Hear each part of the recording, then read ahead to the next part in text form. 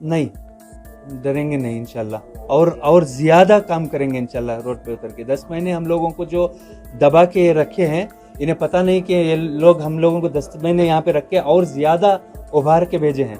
तो ये हम लोग स्प्रिंग की तरह, स्प्रिंग को कि जितना दबाया जाएगा स्प्रिंग उतना ही उठता जाए। इंशाल्लाह आने वाले दिनों में 100 to 100% हम लोग देंगे कि पुलिकेशी नगर और सगायापुरम वार्ड से हम लोग सीट लेके ही आएंगे इंशाल्लाह। टारगेटली लेकर एसडीपीए को टारगेट कर दिए हैं। मुझे ये समझ में आता है कि पुलिकेश नगर असेंबली के अंदर हमारा वर्क चार्ट बहुत बढ़ गया था। इंशाल्लाह बहुत सारे बेंगलुरु के अंदर तकरीबन 20 से 25 हमारे सीट्स आने वाली है। इसकी वजह से शायद कांग्रेस और बीजेपी मिलकर शायद हमारे लिए एसडीपीए के लिए टारगेट किया होगा।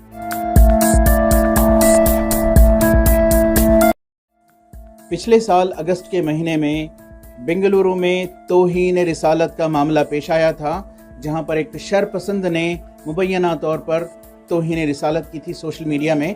इसके बाद बेंगलुरु के डीजे हल्ली इलाके में पुलिस स्टेशन के पास तशद्दुद बरपा हुआ था, जिसके बाद तहकीकात के दौरान तकरीबन 500 अफराद को हिरासत में लिया गया था। इसमें कई अफराद रिहा हो चुके हैं जिन पर आईपीसी चार्जेस लगाए गए थे, और आज एक बड़ी राहत मिली है हाई कोर्ट की जानिब से। आज हम Access Law advocate Mohammad Tahir के दफ्तर पर हैं, जहां पर 7 अफराद जिन पर UAPA लगाया गया था उनकी रिहाई हुई है। ये जो मामला पेश आया था डीजे हल्ली के पुलिस स्टेशन के आसपास में, आपका क्या रोल रहा था वहां पर? सिर्फ ये जो नवीन नाम का शख्स बैड वर्ड फेसबुक में पोस्ट करने की वजह से हम लोग कंप्लेंट देने गए थे। वो पुलिस के साथ थे, वहाँ तशद्दुद स्टार्ट हो गया, वायलेंस शुरू हो गया। हम पुलिस के साथ ही थे। हम कंप्लेंट देने आए बोलकर हमें उठा के जेल में डाल दिए। 19 केस बुक करे हमारे पर। एक UAPA टेररिस्ट एक्ट, मामूली रोज़ी कमा के रोज़ खाने वाले हैं, तो वो लोगों टेररिस्ट बना के हमें डाल दिए। वहाँ पर जो है जो तशद्दुद मामला हुआ, आप लोग वहाँ पर थे। आपको क्या लगता है कि आपको क्यों इसमें एक्यूज किया गया और कई सारे केसेस डाले गए? मुझे लगता है कि एक टारगेटली लेकर एसडीपीए को टारगेट कर दिए हैं। मुझे ये समझ में आता है कि पुलिकेश नगर असेंबली के अंदर हमारा वर्क चार्ट बहुत बढ़ गया था। माइनॉरिटी, मुस्लिम, दलित जितने भी वहाँ की आवाम है हमारे काम से बहुत खुशमंद थे। इंशाल्लाह बहुत सारे बेंगलुरु के अंदर तकरीबन 20 से 25 हमारे सीट्स आने वाली है। इंशाल्लाह अभी आएंगी इंशाल्लाह। इसकी वजह से शायद कांग्रेस और बीजेपी मिलकर शायद हमारे लिए एसडीपीए के लिए टारगेट किया होगा। जैसा कि आपको जब अरेस्ट किया गया था, बताया गया था कि फॉरेन ऑर्गेनाइजेशन से लिंक है, वहाँ से फंडिंग होती है और आप टेरर एक्टिविटीज़ को प्लांट कर रहे हैं। हाँ, ये मुझे भी पता नहीं था। मुझे दूर दूर तक मैं इससे वाकिफ नहीं हूँ कि ऑर्गेनाइजेशन का नाम भी पता नहीं था मुझे पहले। लेकिन फॉरेन से फंड भी आ रहा है बोल के बोल दिए। कहाँ फंड आ रहा है, कौन से अकाउंट में आ रहा है, मुझे पता नहीं है। मेरे अकाउंट में 1 लाख रुपए जमा नहीं है, तो करोड़ों रुपए आ रहा है, ऐसा करके टीवी में बता दिए। लेकिन NIA वाले उसको एक हिसाब से NIA का शुक्रिया भी अदा करना है कि NIA का लोग मुझे उस चीज़ से बरी किए कि फॉरेन से फंड नहीं आ रहा है बोल के वो क्लियर चिट दिए मुझे। और बिलाल बाग के जो NCA NRC के दौरान चल रहा था 100 डेज जो कंप्लीट किए थे, उसकी शुरुआत हम ही लोग किए थे। जब शुरू किए थे तो हम लोगों को बहुत सारी धमकियां आई, पुलिस स्टेशन से हम लोगों को बुला के वार्निंग भी आई थी बंद करो, बल्कि हम लोग बंद नहीं किए। यानी आपका ये कहना है कि जो CA NRC की तहरीक चली थी उसमें आपका किरदार रहा बहुत, इसलिए आपको टारगेट किया, ये कहना चाह रहे हैं आप? बेशक 100%, क्योंकि मैं ज्यादातर CA NRC में हर जगह जाके काम किया हूँ, हर एक एक्टिविस्ट के साथ में मिलके काम किया हूँ, चाहे वो रामचंद्र गुहा हो, चाहे क्लिफ्टन सर हो, चाहे विनय सर हो, या फिर कोई भी ऐसा नाम लो आप, उनके साथ मिलके हम लोग काम किए हैं। बहुत सारे ऑर्गेनाइजेशंस काम किए हैं। ऑलमोस्ट हमारे हर एक लीडर, हर एक सोशल काम करने वाला ऐसे ही लोगों को चुन छाट के क्यों उठाते हैं?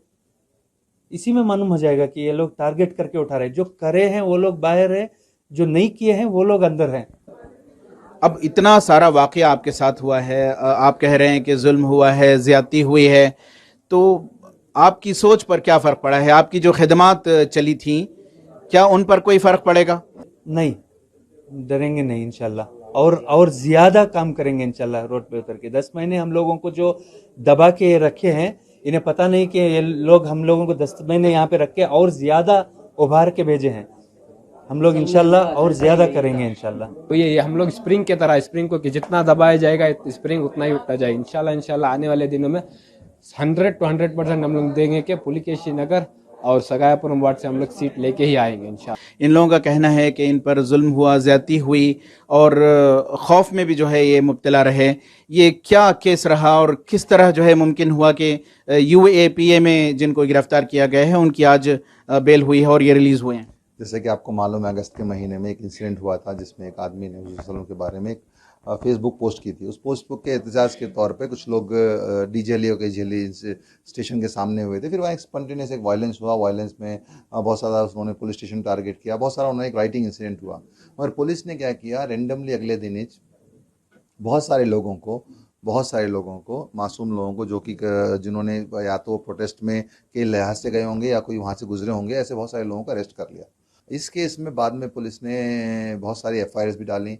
उनमें से 2 के FIRs के ऊपर एक UAPA भी लगा कर हम लोगों को एक बेल मिली। उस बेल से तकरीबन 12 लोगों को तो इमीडिएट फ़ायदा होगा और 10 लोग ऐसे हैं जिनको और भी हम लोग उसको उस ऑर्डर के ऊपर बेसिस के ऊपर इम्प्लीमेंट करा के निकालने की कोशिश करेंगे। ये फ्रॉडुलेंट और फ्रिवलेस इन्वेस्टिगेशन है, यानी कि एक बुरी नीयत से की गई इन्वेस्टिगेशन है जिसका टारगेट ख़ास तौर पर एक पॉलिटिकल पार्टी और ख़ास तौर पर मज़हब के लोगों को है। बहुत बहुत शुक्रिया। हम बात कर रहे थे उन अफराद से जिनकी रिहाई हुई है परप्पन अग्रहारा जेल से, जिनको बेंगलुरु तशद्दुद मामले में गिरफ्तार किया गया था। रिहा हुए इन अफराद में चंद समाजी कारकुनान हैं और चंद ऐसे अफराद हैं जो SDPI पार्टी से जुड़े हुए हैं। इन लोगों का कहना है कि CAA NRC की जो तहरीक चली थी इसमें ये बहुत ज़्यादा मुतहर्रिक रहे थे और SDPI के जो कारकुनान हैं उनका कहना है कि SDPI को निशाना बनाकर सियासी एतबार से कमज़ोर करने के लिए ये साजिश रची गई है।